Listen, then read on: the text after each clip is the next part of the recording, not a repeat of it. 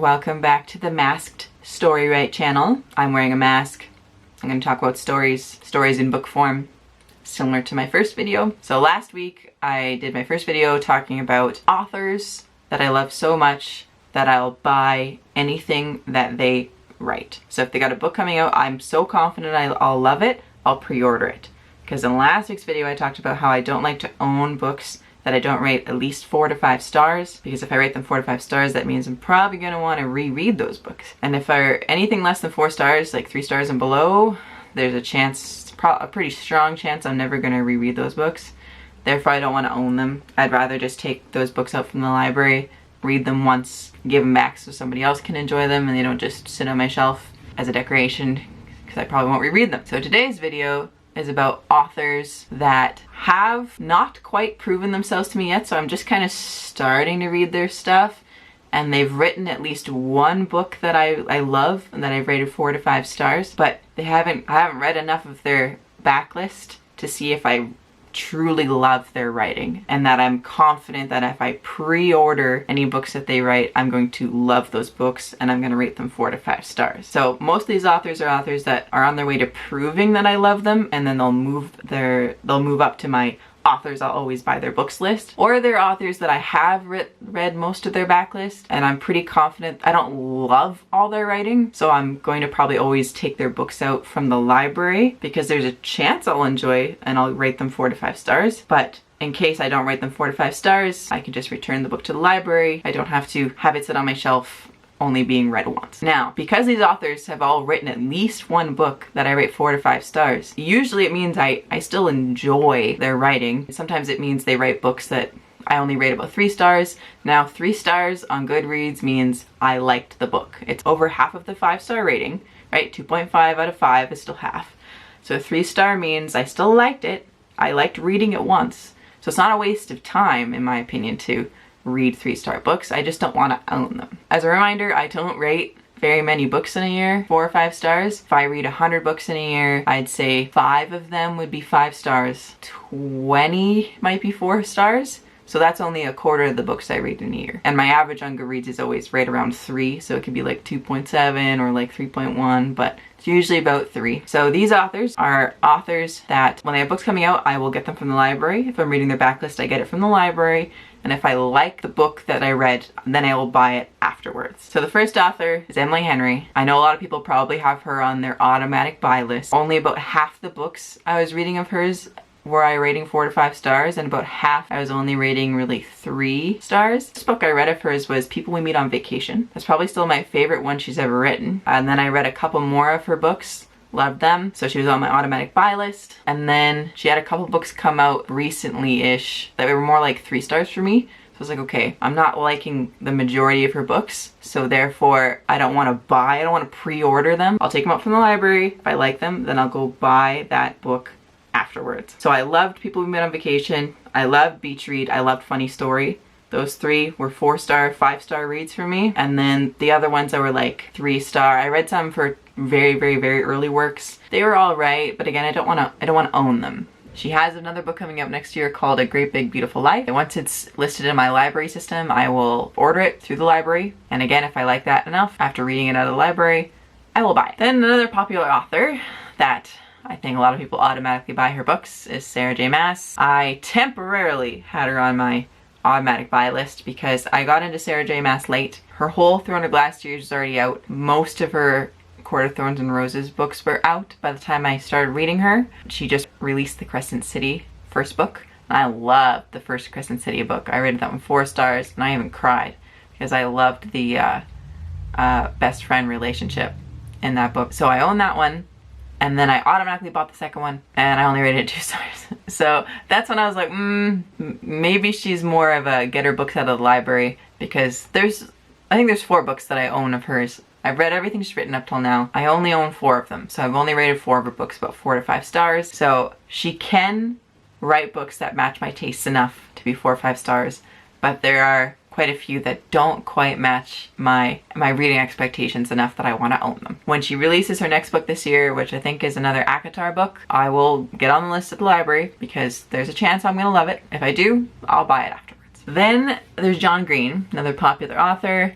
I loved his Turtles All the Way Down book. 5-star read.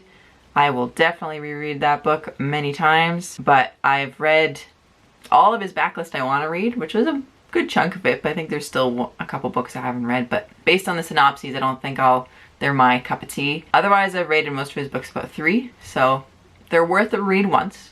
So I will continue to take out any books he writes and give him a read once for sure, and if I love him, I'll buy it after. And then there's also Helen Hoang. She wrote a romance, I think it's a trilogy, romance trilogy. I enjoyed them, but there's only one that I loved, and that was The Heart Principle. I think it's the 3rd book. I really enjoyed it. Kind of wish it would have focused less on the romance actually for that book. I think the personal inner conflict family storyline was more interesting to me, but I still rated it 4 stars, so still worth a read. I still think I'll reread it. If the author writes anything else, I will take it out from the library. If I love it, I'll buy it. And then there's another one that I think people have on their automatic buy list, and that's Leigh Bardugo. She was also on my automatic buy list because I read all her Shadow and Bone universe Grishaverse books. So that means the Shadow and Bone trilogy, the Six of Crows duology, and the King of Scars duology. I rated all of them 4 or 5 stars.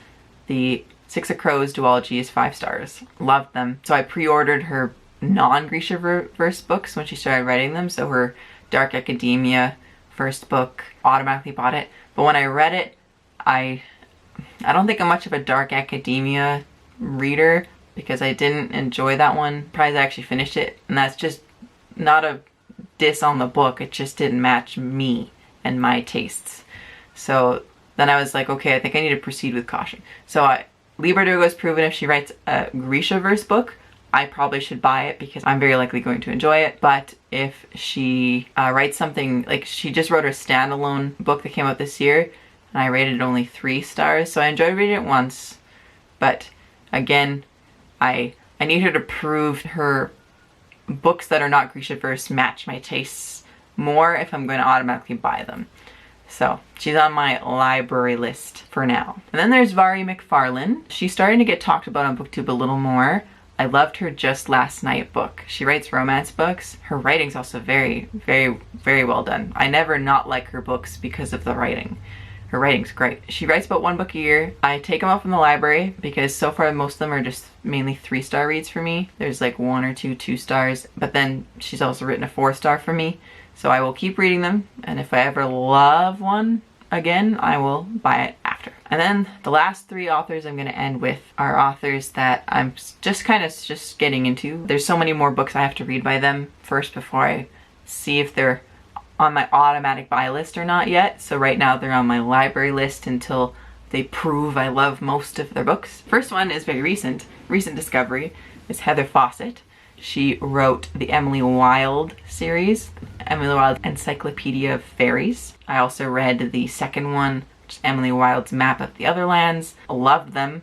Actually, they're the first 5-star novel reads I read this year in August. So it took to August for me to get to my first 5-star reads that were novels. I did rate, I think, a few graphic novels and children's books 5 stars this year, but they were the first novels I rated 5 stars. So I'm going to read her backlist. She wrote some middle grade books that I want to try. And again, if I love her writing in those, then she'll have proven I like most of her books, and I will automatically buy anything she writes. I did actually pre-order her 3rd Emily Wilde book coming out because she's at least proven in that series I'm probably gonna love everything she writes. So that is the Emily Wilde's Compendium of Lost Tales. Comes out in 2025. And then there's Brandon Sanderson, very popular on BookTube. I just started him this year. I read a few standalones and then also got into his Mistborn series. The first book, The Final Empire, and the Mistborn series, I rated it 4 stars, and it was a long book, so I read it in stages. Like I go to sleep, take a break, and go to sleep. And I'd actually look forward to getting up to keep reading the next day. So that's a good sign that he does pacing and breadcrumbs very well. He gives you just enough information that I couldn't wait to find out more. But then I read the second one and I only rated it 3 stars, so I'm kind of proceed with caution with Brandon Sanderson's books. I have to read some more. I'm reading the 3rd Mistborn book.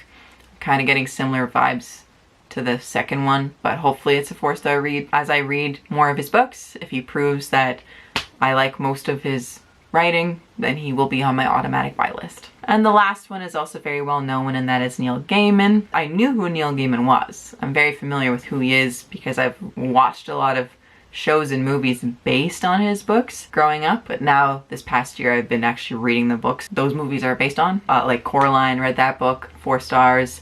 Sandman, I watched a TV series a couple years ago, and now I'm reading the Sandman series.